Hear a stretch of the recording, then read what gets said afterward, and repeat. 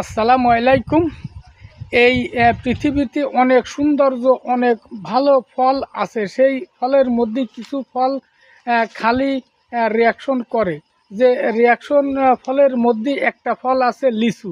যে যে খায় লিচু তার হয় না কিছু। এই যে কথাটা, এই কথাটার মধ্যে একটু সমস্যা আছে। কারণ ফল অতিরিক্ত ফল খালি রিয়াকশন করতে পারে, কিন্তু কিছু ফল আছে তাতে কোনো রিয়াকশন করে না। সেই রিয়াকশন করা না ফল হচ্ছে, একটা ফল হচ্ছে আম।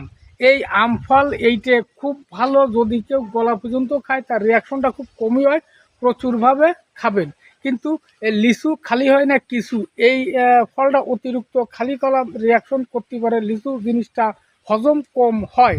এটা আমার কাছে মনে হয় আপনারা গুরুত্বপূর্ণভাবে এটা খেয়াল করতে পারেন। কারণ সিজনের ফল খাবেন, কিন্তু আম ফলটা প্রচুর ফল হয়।